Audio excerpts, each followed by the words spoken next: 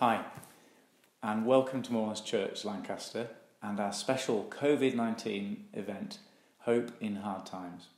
Thank you so much for tuning in, particularly if you're not a regular or member of the church. Wherever you are in your spiritual journey, we are really glad you've joined us. We're doing this because, as Christians and as a church, we believe that God is in control and that God is also good, despite the chaos and disorder of our world that might suggest otherwise. Many people are fearful and anxious at this time, but the Bible tells us that God is for us and that He is working all things out according to His beautiful, generous, life-giving plan, which is for our good and for His glory. Above all, in the midst of disease, despair and death, the Bible sets before us the solid hope of Jesus Christ. And it's that solid hope of Jesus, who came into our world to rescue all who put their trust in Him, that is the theme of the part of the Bible that we're going to turn to now. This reading comes from John chapter 11, one of the 4 eyewitness accounts that we have of Jesus. Now a man named Lazarus was sick. He was from Bethany, the village of Mary and her sister Martha. This Mary, whose brother Lazarus now lay sick, was the same one who poured perfume on the Lord and wiped his feet with her hair. So the sisters sent word to Jesus, "Lord, the one you love is sick." When he heard this, Jesus said, "This sickness will not end in death. No, it is for God's glory, so that God's Son may be glorified through it." Jesus loved Martha and her sister and Lazarus. So, when he heard that Lazarus was sick, he stayed where he was 2 more days. Then he said to his disciples, "Let us go back to Judea." On his arrival, Jesus found that Lazarus had already been in the tomb for 4 days. Bethany was less than 2 miles from Jerusalem, and many Jews had come to Martha and Mary to comfort them in the loss of their brother. When Martha heard that Jesus was coming, she went out to meet him, but Mary stayed at home. "Lord," Martha said to Jesus, "if you had been here, my brother would not have died. But I know that even now God will give you whatever you ask." Jesus said to her, "Your brother will rise again." Martha answered, "I know he will rise again in the resurrection at the last day." Jesus said to her, "I am the resurrection and the life. He who believes in me will live, even though he dies, and whoever lives and believes in me will never die." "Do you believe this?" "Yes, Lord," she told him. "I believe that you are the Christ, the Son of God, who has come into the world." When Mary reached the place where Jesus was and saw him, she fell at his feet and said, "Lord, if you had been here, my brother would not have died." When Jesus saw her weeping, and the Jews who had come along with her also weeping, he was deeply moved in spirit and troubled. "Where have you laid him?" he asked. "Come and see, Lord," they replied. Jesus wept. Then the Jews said, "See how he loved him." But some of them said, "Could not he who opened the eyes of the blind man have kept this man from dying?" Jesus, once more deeply moved, came to the tomb. It was a cave with a stone laid across the entrance. "Take away the stone," he said. "But Lord," said Martha, the sister of the dead man, "by this time there is a bad odour, for he has been there 4 days." Then Jesus said, "Did I not tell you that if you believed, you would see the glory of God?" So they took away the stone. Jesus called out in a loud voice, "Lazarus, come out!" The dead man came out, his hands and feet wrapped with strips of linen and a cloth around his face. Jesus said to them, "Take off the grave clothes and let him go." Coronavirus has changed things for everyone. From self-isolation to stockpiling, From empty streets to empty schools, this microscopic menace has shifted the pattern of life for all of us dramatically overnight. But there's one thing coronavirus has not changed, but rather brought to the forefront of our consciousness, and that is our fragility in the face of death. Despite the marvels of science, the breathtaking government finances, and the wonders of the NHS, this disease reminds us that the greatest enemy of humanity remains the oldest enemy of humanity, and that is death itself. I heard someone say this week, I lie awake at night calculating how long the food in the cupboards will last and working out how I'm going to homeschool the kids. But at the back of my mind is always the thought of my own mortality. What about you? What do you do with the thought of your own mortality? Have you worked death into the philosophy of your life? A friend of mine says, if your philosophy of life has nothing to say at the graveside, it has nothing to say. Well, come back with me to this wonderful passage in John chapter 11. And the way we're going to do this is to notice, as we go through the passage, three surprising things that Jesus does. And as we do that, we'll see that Jesus does have something to say at the graveside. The first thing that Jesus does is that he waits. Let me read from the beginning of the account again. Now a man named Lazarus was ill. He was from Bethany, the village of Mary and her sister Martha. So the sisters sent word to Jesus, Lord, the one you love is ill. John sets the scene here by showing us that the sisters of the sick man expected Jesus to come quickly to help them. They've dialed the equivalent of 999 and they expect a speedy response. There are three reasons I say that, three clues that John gives us in the passage to show that expectation. First, we're told that the sick man, Lazarus, is a close friend of Jesus. He's someone Jesus loves and cares about. Secondly, the sisters know, and the readers of John's Gospel know, that healing someone from a sickness is a dead easy thing for Jesus to do because he's done it before. In fact, at this point in the book, Jesus has already performed several spectacular miracles. In chapter 2, he's turned water into wine. In chapter 5, he's healed someone who has been ill for 38 years. In chapter 6, he's fed 5,000 people with a few bread rolls. In chapter 7, he's walked on water. And in chapter 9, he has healed a man who was born blind. Thirdly, John mentions later on that the distance from Jerusalem, where Jesus is at the start, to Bethany, where Lazarus is sick, just a small detail, but he mentions that it's just 2 miles. And the point of all of this is that this is not mission impossible for Jesus. He is able to help, and he's got good reason to. And yet, listen again to what Jesus does. When he heard this, Jesus said, "This illness will not end in death. No, it is for God's glory, so that God's Son may be glorified through it." Now Jesus loved Martha and her sister and Lazarus. So when he heard that Lazarus was ill, he stayed where he was 2 more days, and then he said to his disciples, "Let us go back to Judea."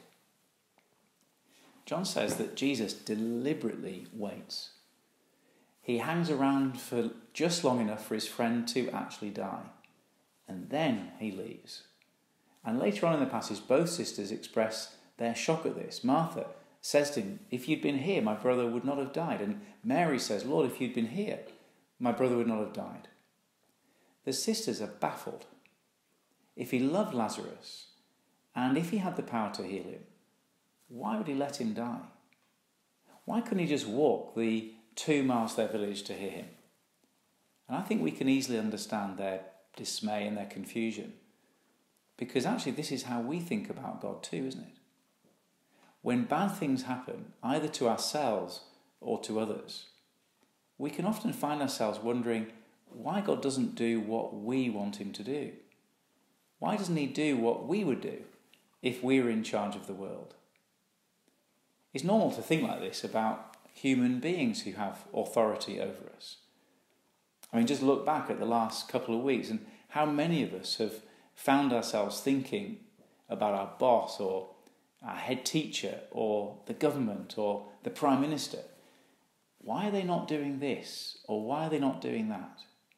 If I were in charge, this is what I would do. But that is also often the way we think about God.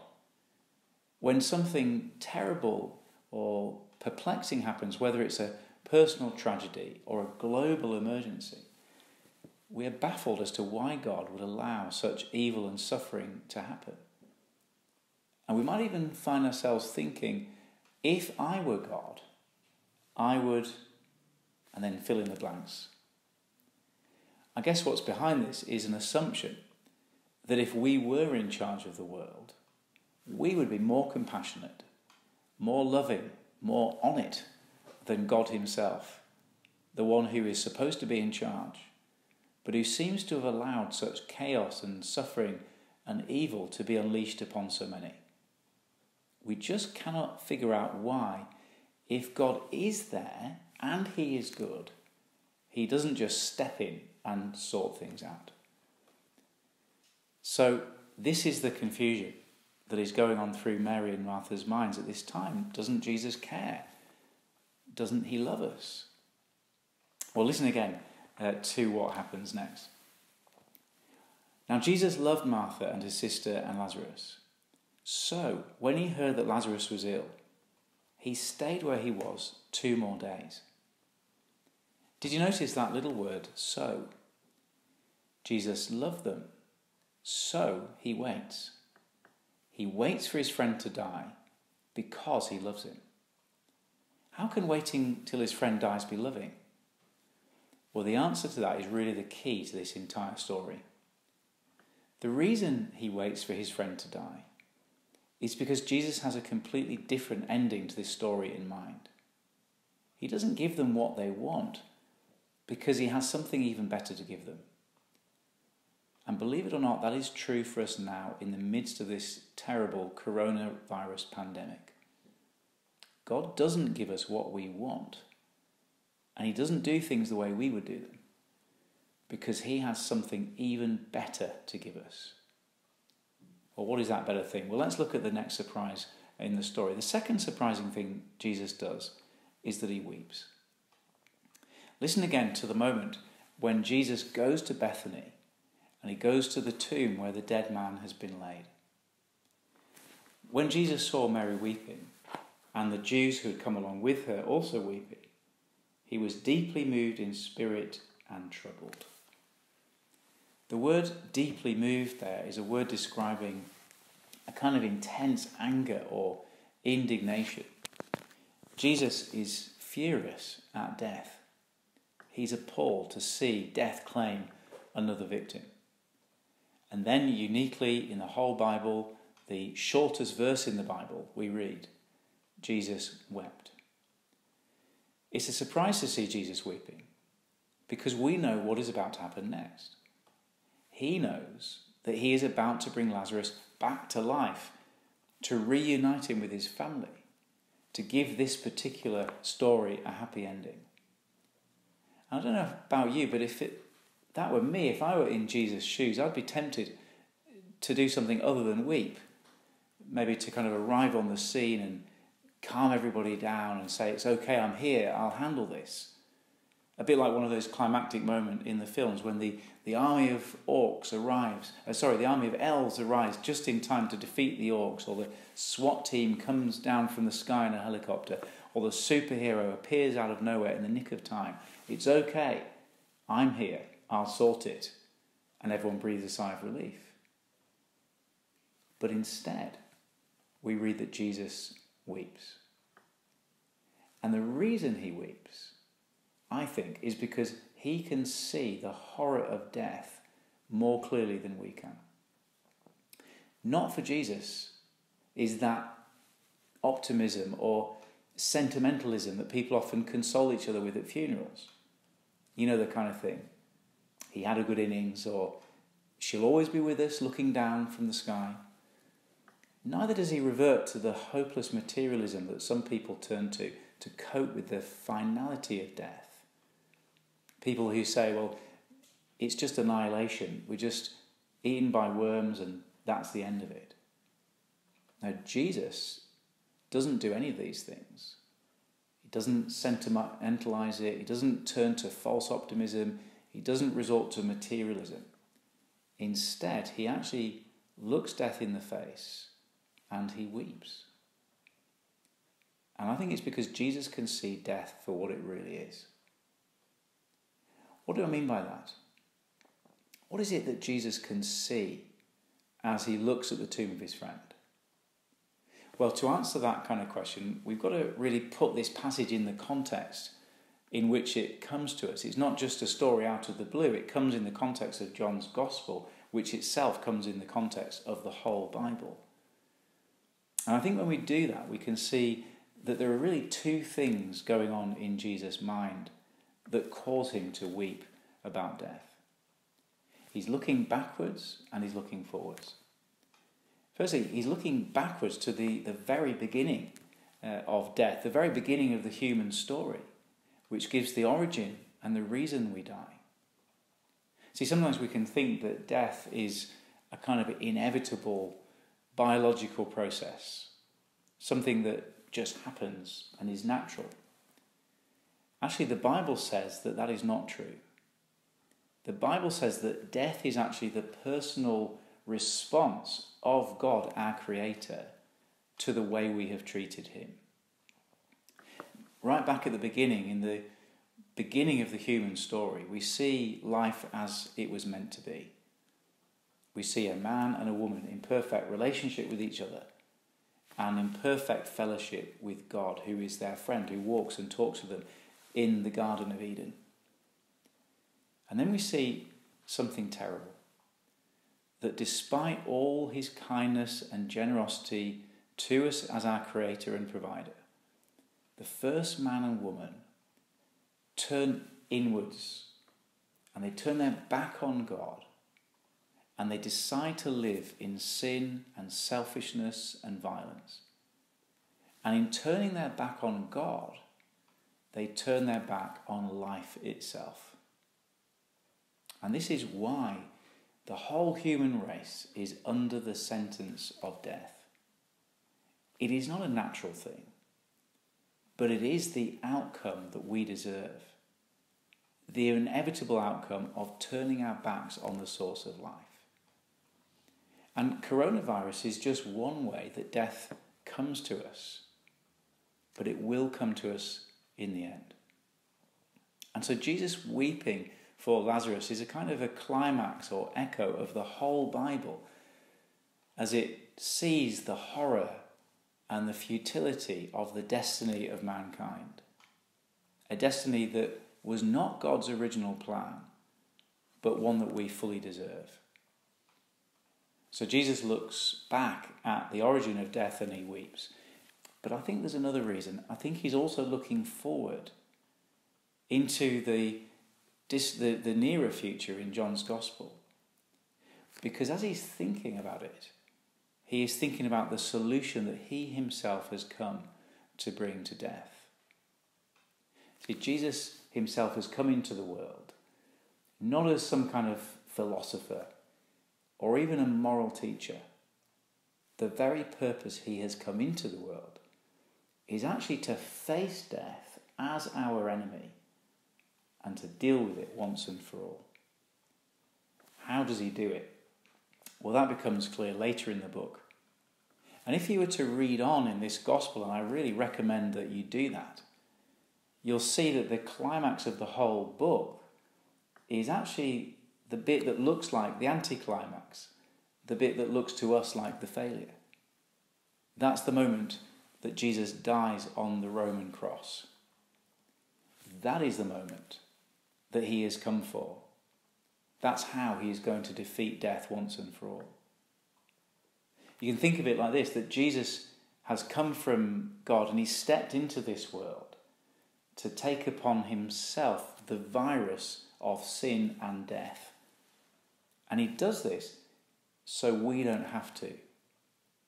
So we don't get the judgment that we deserve for turning our backs on God, so we have nothing to fear from death, nor the judgment beyond. And I think that's what Jesus is thinking about as he stands at the grave and weeps. He's looking back and seeing the horror of the origin of death in our sin. And he's looking forward and seeing just how much it's going to cost him to put right. So, two things we've seen so far. He waits, he weeps, and thirdly, he wakes the dead. Because listen to how the story concludes. Once more, Jesus, deeply moved, came to the tomb. It was a cave with a stone laid across the entrance. "Take away the stone," he said. "But Lord," said Martha, the sister of the dead man, "by this time there's a bad odour, for he has been dead there for 4 days." Then Jesus called in a loud voice, "Lazarus, come out." I wonder if you've ever tried this. Probably not. When I was 15, I had the shock of discovering a dead body in Lake Windermere. I was canoeing on my own and I just came across the corpse of a drowned man just lying face down in the lake. It was the first time I'd ever come across a dead body. First time I'd ever seen a human being who had passed away. And after getting over the shock, I went to phone the police. I didn't call an ambulance because I knew he was obviously dead. There was no hope for him. Face down, floating in the water, no reaction when I prodded him with a stick. And it didn't for one moment enter my head to command him to stand up and come back to life. But Jesus does. He stands at his friend's grave and he says, "Lazarus, come out." And if you think about it, this is a monumental act of self-confidence, unless you hold the keys to life and death. But that is exactly what Jesus is claiming. His voice reaches into the grave, breaks through the power of death, breaks the bonds that have enslaved mankind, and pulls him out back to life.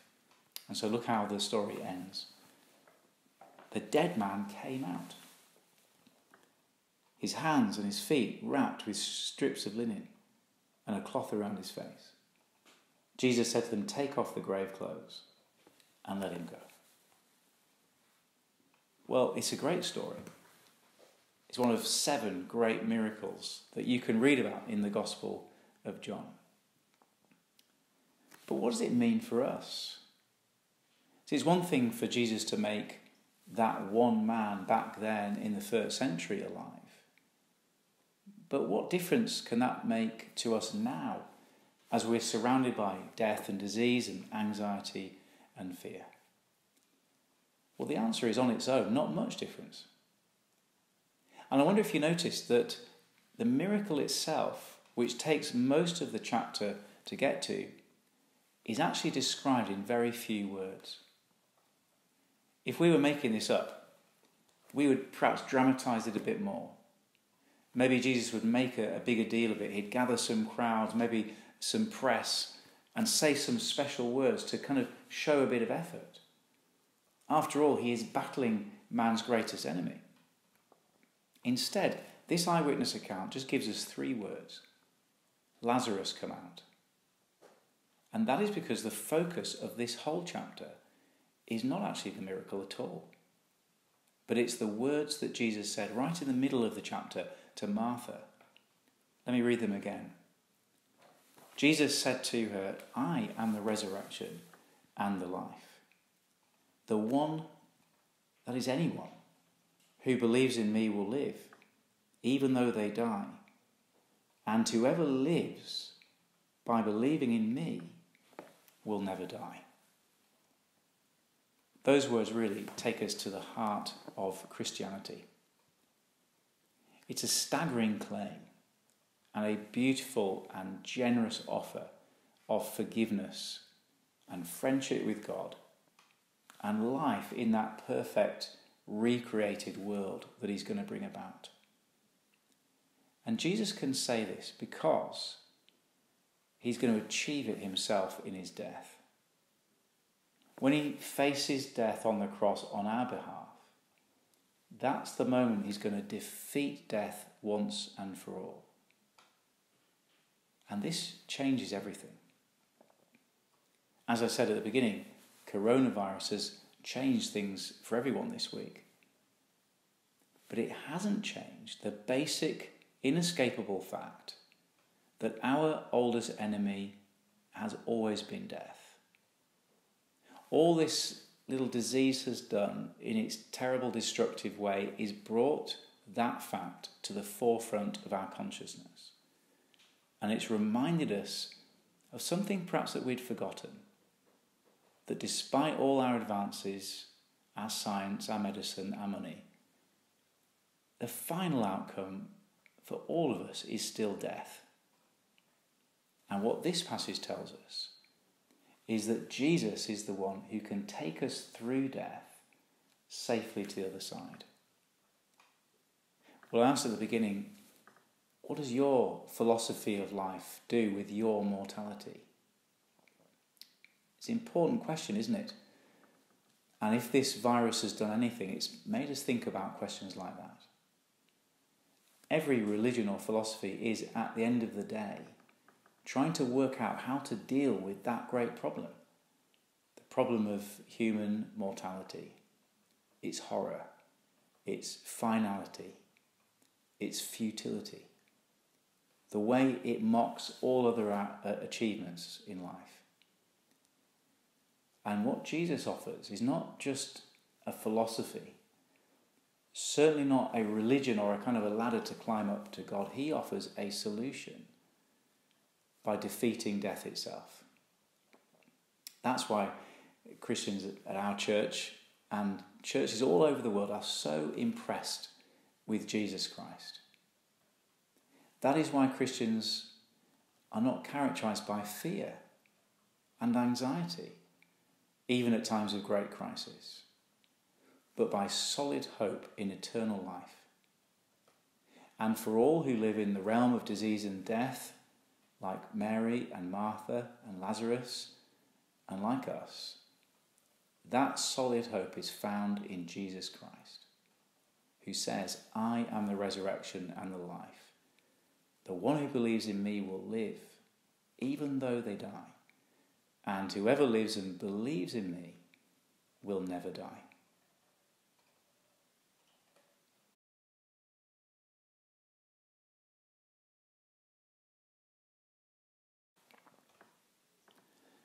If you'd like to find out more about what we've been thinking about tonight, we would love to help you.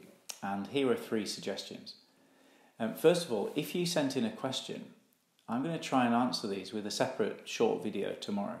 So come back at the same time, same place. I can't promise the answers will be good, but the questions I'm sure will be excellent. The second thing you can do is to join us on a Sunday morning. We normally meet at Ripley Sixth Form Centre at 9:30 and 11:15, but at the moment we are meeting online at 10:30 every Sunday morning at moorlands.org.uk/online. Everyone is welcome. And if you're not in the habit of going to church, now might be a really easy time to join us from the comfort of your own home, see what goes on and hear more of the Bible being taught. Third thing that we'd love you to do, if you'd like us to help you find out more about these things, is simply to get in touch with us. And you can do that by sending a text to the number that was on the screen before, or an email by sending us to info@moorlands.org.uk.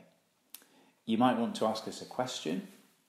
You might want to request a phone call or chat with a Christian. Or we could send you a copy of John's Gospel through the post or online. Or if you like, you could sign up for a short course to explore Christianity. We normally run these in people's homes or in a church building, but at the moment we're going to be running them via video conference. So let us know how we can help, and I very much hope that you'll be able to tune in again soon. We're really glad that you're able to join us this evening for this special event. I hope it has begun to answer some of your questions about God and life and hope in the midst of COVID-19. Most of all, I hope it has pointed you towards the solid hope that only Jesus can bring. Thanks very much for watching. Good night.